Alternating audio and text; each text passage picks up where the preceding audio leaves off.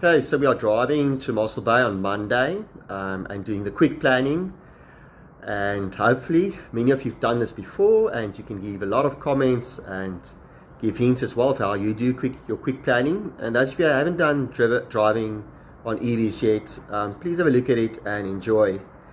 Okay, so firstly, we're going to, just as a highlight, we're going to quickly go to Google Maps, then GridCars, that's essential. I'm going to show you my quick thought process. And then lastly, also just the effect of speed as well. Okay, so enjoy this. And then after this one, there will be a video coming as well of the actual trip. And did it work out? And that's always fun to watch how other people do their trips. Enjoy the explanations. Some quick planning, searching for Mossel Bay. Search Mossel Bay. And kilometers, more or less 374. So I'm at 380. Okay, so that's the original planning of the trip on Google Maps, of course. Okay, the next planning will be on GridCars to plan our trip. Okay, so there on the bottom is the map and the battery and some statistics, but on the right hand side there is like an arrow thing. It looks like a bit of a worm. And that is typically, we can see our direction, where we're going. Quickly try and click on it. It's not that easy to click on.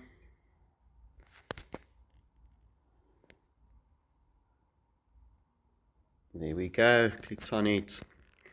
And the start location, this can be the current one. And in finish location, you select where you're going.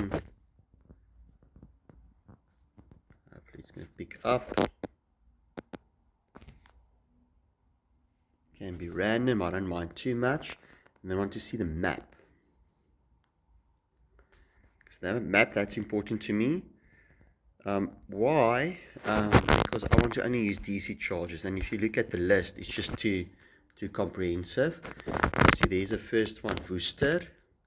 Also, immediately I can see, unfortunately, the one in Swellendam is down. It's been down for quite a while, so I cannot plan that. Or if we plan a proper stop, I'm going to waste my time for half an hour there if there's no charging. And the next one will be Heidelberg and then Riversdal.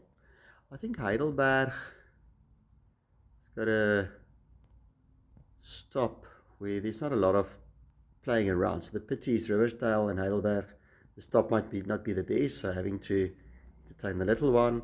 Then from there it would be straight through to Mossel Bay. Okay, so that's just to initially start the planning. Okay, so now planning. So planning is quickly, if you want to do it quickly, you go Google Maps, you go to GridCars, you see when to stop, and you go. Just make sure that you can fill up enough times that you can get to your destination. And also make sure you've got some backups. If you want to look a little bit more in detail, yes, then typically I will look at my points. In our case, my decision was to stop at Worcester first.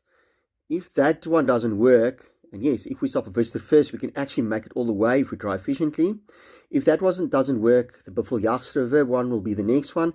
But I've already noticed on the GridCars app that they're offline. So that's already of concern. And that's where the Heidelberg and the Riversdal one will be the very, very good backups to have. Of course, part of the process will be the little ones. So that's where probably we will stop anyway at Heidelberg and Riversdal as well. Because the little ones need to play and be active. Okay, say hello. Okay, so that's where the backups will probably not even be backups for us, but the necessity. And then when charging matters, if you start doing the calculations, if you drive 110 kilometers, your stops can be 5 minutes or 10 minutes, and you can just top up. In this route, if you drive 120 kilometers per hour or 130 kilometers per hour, you probably have to spend half an hour to an hour top up on this route. Now, if you start driving very far, on Pretoria routes, Johannesburg routes, it will be very interesting to see if it's better just to be patient and drive the 110 kilometers per hour and stop quickly. Well, stop for 2.5 hours, but quicker. charge quicker, or drive faster and just adding the fill-up time because you have to stop longer for getting the kilowatts back into your car. Okay, so that's the process. So hopefully it's going to work. And when we drive, it's going to pan out. So I'll make a video of that as well.